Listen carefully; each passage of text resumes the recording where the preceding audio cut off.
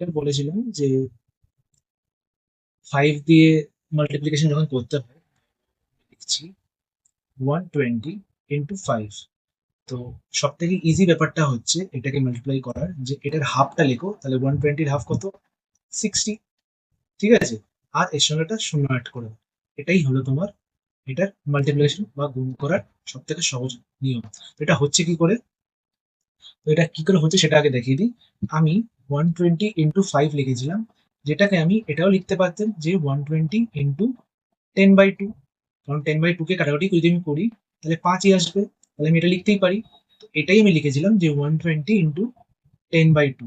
এবার আমি কি করলাম, 2 দিয়ে এটাকে কাটলে আমার 60 আসছে, 60 ইন্টু 10, 600। তো এই জিনিসটাই আমি এক লাইনে করলাম। আমার এটা অনেক ইজি হবে, এর কারণ হচ্ছে যে কোনো জিনিসকে 2 দিয়ে ভাগ করা খুবই সহজ। কারণ হাফ তার মানে তার হাফ, আর আমরা যে কোনো জিনিসের হাফটা করতে খুব মানে সাবলীলভাবে করতে পারি। তো সেই কারণে এই ক্ষেত্রে কিন্তু এটা খুব কাজে লাগবে। ঠিক আছে, বোঝা গেল? আশা করি খুব একটা সমস্যা হবে না, কারণ এটা ইজি ওপরেই ছিল। আচ্ছা,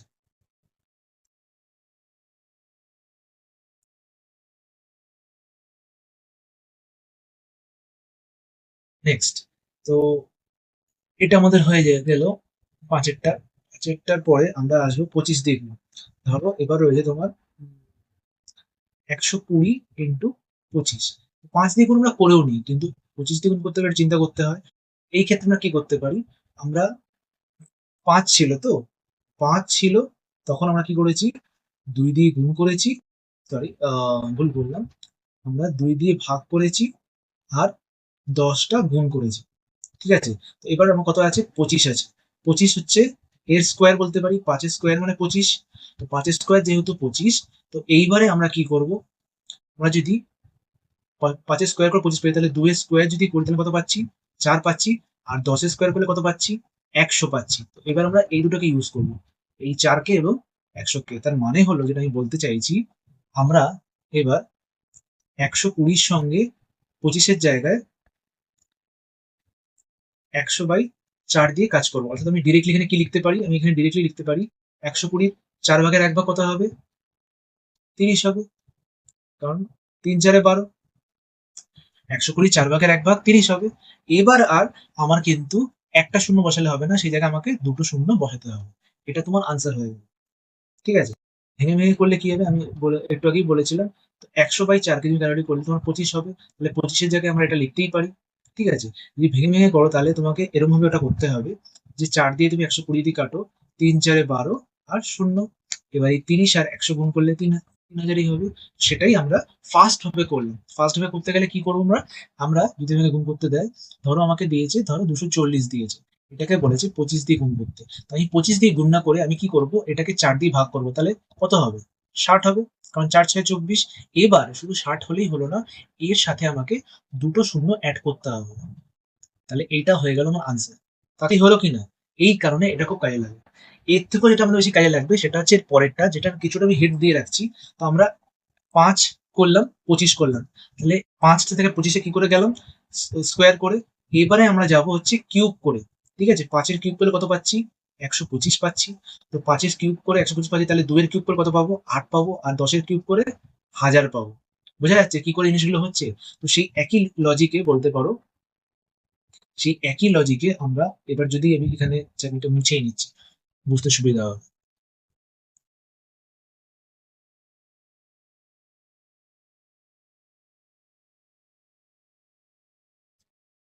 এই আমরা ওটার জায়গায়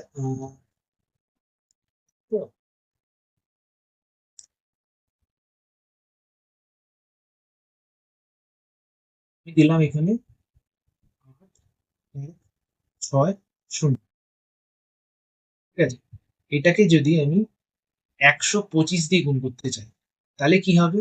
তো ফার্স্ট অফ অল আমি এটা কি করবো, আমি 8 দিয়ে ভাগ করবো, তাহলে 8 1 8 শূন্য, 8 2 16 শূন্য। শেষ, আমার কাজ 8 দিয়ে ভাগ করা শেষ। এইবার আমাকে তিনটে শূন্য অ্যাড করতে হবে, ব্যাস আনসার হয়ে গেল। তাহলে 8160-কে আমি 125 দিয়ে গুণ করলে আমার আনসার হয়ে গেল জাস্ট এই পথে।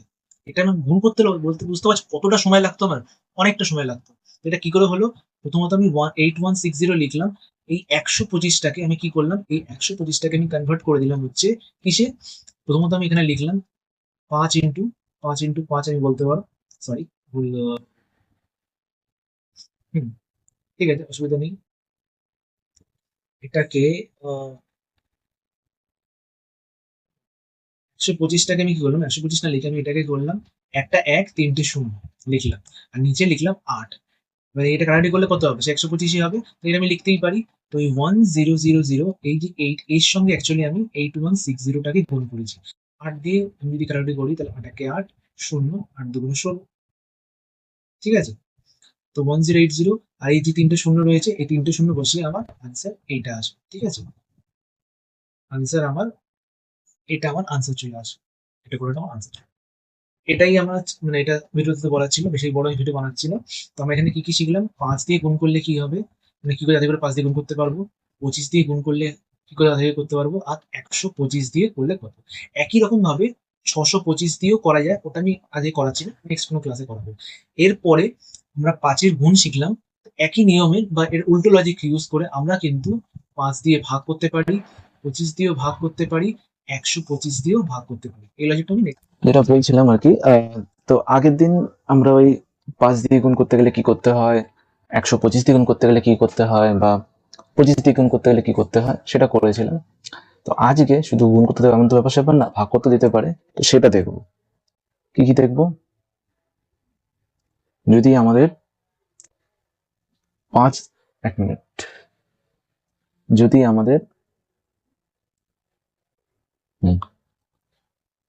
5 দিয়ে ভাগ করতে দেয় তখন কি করব, 25 দিয়ে ভাগ করতে দেয় তখন কি করব, বা 125 দিয়ে ভাগ করতে দেয় তখন কি করব, ঠিক আছে। তো এইটা তোমার যেটা লাগবে, এটা তুমি বলতে পারো যে কোথায় লাগবে, অনেক জায়গাতেই লাগবে, সেটা তো আছেই। এমনি তুমি ধরো, আমরা তো মেনলি বলেছিলাম যে তোমার আগের দিন বলেছিলাম যে 5% এর ক্ষেত্রে 5 দ্বিগুণ করতে লাগবে, 25% এর ক্ষেত্রে হচ্ছে 25 দ্বিগুণ করতে লাগবে, আর 125% এর ক্ষেত্রে 125 দ্বিগুণ করতে লাগবে।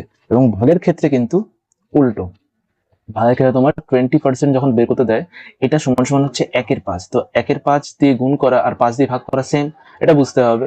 তারপর ধরো 4% ধরো বের করে দিল, তখন কিন্তু তোমার 1/25 দিয়ে ভাগ করতে হবে। তো এরকম আছে, তো অ্যাপ্লিকেশন অনেক জায়গায় আছে, অ্যাপ্লিকেশন নিয়ে কোনো সমস্যা নেই, জিনিসটা দেখে নাও কি করে করতে হবে।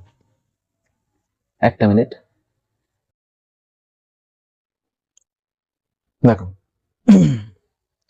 ফার্স্ট অফ অল আমরা কি করেছিলাম, আমি বলেছিলাম যে 5 দিয়ে, ঠিক আছে, 5 দিয়ে যদি গুণ করি, যদি যখন গুণ করতাম আমরা কি করতাম, আমরা 2 দিয়ে ভাগ করতাম আর 10 দিয়ে গুণ করতাম।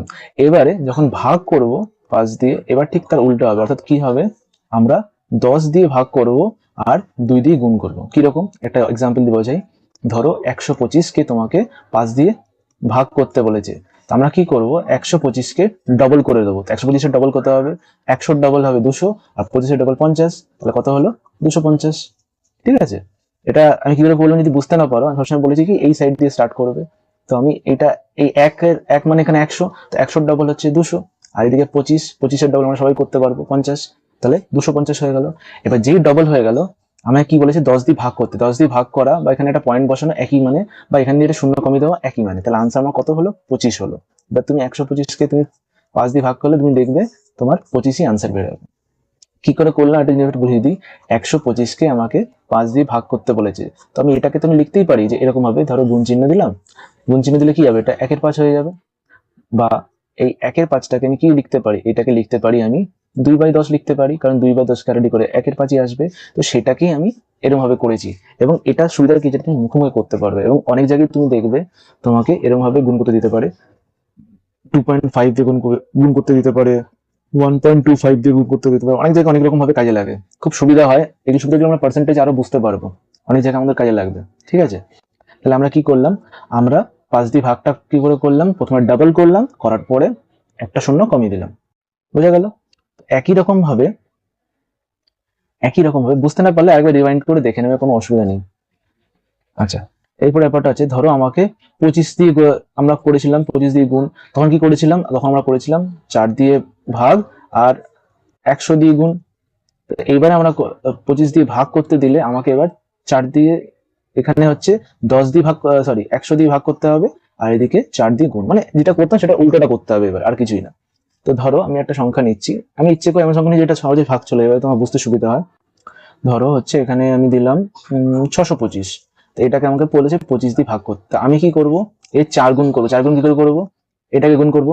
তো 4 6 24, 24 মানে কিন্তু 2400, এটা পুরোপুরি মাথায় তোমার থাকবে, যোগটা এই জন্য মাথায় বারবার করাচ্ছি। তো 2400 তোমার এখানে হলো, আর 25, 4 পজিশন কত, 100। তাহলে 100 মানে এটা আসলে আনসার কত আসলো, 2500 আসলো আমার অ্যাকচুয়ালি আনসার। তো 2500 যেই চলে আসলো, এবার আমার মাথায় এটা রাখতে হবে যে আমার কি করতে হবে, 100 কমা, মানে 100 দিয়ে ভাগ, তাহলে দুটো শূন্য কমিয়ে দাও, তাহলে আমার অ্যাকচুয়াল আনসার কত হবে, 25 হবে। তো 625 কে 25 দিয়ে ভাগ করলে কত আসবে, 25 আসবে। বুঝতে পেরেছো আশা করি।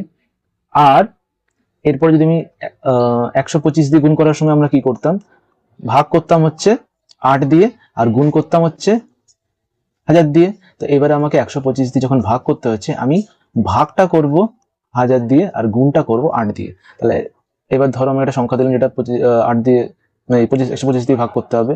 ধরো আমি দিলাম 1 2 1 2 5, ঠিক আছে। তো সংখ্যা বড় তোমার লাগতে পারে, দাঁড়াও আমি পরের স্লাইড, এখানে জায়গা নেই। ধরো আমাকে একটা সংখ্যা দিল 1 5 1 2 5, ঠিক আছে, আমি আরো বড় নেওয়া যায়, কোনো অসুবিধা নেই। তো বেশি বড় হয়ে গেলে তোমার বুঝতে অসুবিধা হবে বলে বেশি বড় নিচ্ছি না। এটাকে ধরো আমাকে 125 দিয়ে ভাগ করতে বলেছে। তো আমি কি করবো, প্রথমত আমাকে এটাকে 8 দিয়ে গুণ করতে হবে। 8 দিয়ে গুণ করাটা তোমার মনে হতে পারে যে হেভি কষ্ট করার ব্যাপার, সেবার কিছুই না। দেখো, তুমি ফার্স্ট অফ অল এই জিনিস মনে রাখবে যে আমাকে যে কোনো জিনিস 125 দিয়ে যদি ভাগ করতে হয়, তার থেকে 8 দিয়ে গুণ করাটা সহজই, তো সহজ কি না। তো তুমি চেষ্টা করবে এদিক থেকেই করার, তোমার সুবিধা হবে। তাহলে 8 1 8, ঠিক আছে, আর বাকি শূন্যগুলো লিখে দেবো। 1 2 3 4, 4টে শূন্য হয়ে গেল। 5 8 40, ঠিক আছে, 5 8 40, তাহলে 40 যেহেতু হয়ে গেল, তাহলে এখান থেকে শুরু করবো, আর বাকি যে কটা শূন্য এখানে বসিয়ে দিলাম। আর কি আছে, 8 1 8, ঠিক আছে, 8 1 8, তাহলে বসিয়ে দিলাম এখানে 8, আর এখানে দুটো শূন্য। এবার হচ্ছে এবার তোমার যা হবে 8 8 পজিশন কত, 8 পজিশন হচ্ছে 200, তো 200 আমি লিখে দিচ্ছি। এবার তুমি এটাকে আরামসে যোগ করে নিতে হবে, এখানে একটা শূন্য হবে, 1 আসবে, আর এখানে 8 আর 4 12, ঠিক আছে। তাই তোমার চলে আসলো, আনসার চলে এসেছে, ঠিক আছে। এবার জাস্ট তোমার কি করতে হবে, মনে রাখতে হবে যে 1000 দিয়ে ভাগ করে তাহলে 3টে শূন্য কমিয়ে দেবো। তাহলে আমার আনসার কত আসলো, অ্যাকচুয়ালি 121। তাহলে 121 তোমার আনসার, 125 দিয়ে এটাকে ভাগ করলে 121। তোমার ভাগের থেকে এটা অনেক তাড়াতাড়ি হবে, কিন্তু এটা তোমার বুঝতে হবে। যখন বুঝে যাবে তখন দেখো তোমার এটা অনেক সুবিধা লাগবে, তখন এটা প্র্যাকটিস হবে। সবকিছু তোমার প্র্যাকটিসের উপর, প্র্যাকটিস ঠিকঠাক করে না করলে না, এটা তোমার কঠিন লাগতে পারে। তোমার যেটা জানা আছে সেটাও কঠিন লাগতে পারে, ঠিক আছে। তো আজকের জন্য এতটুকুই। Thank you.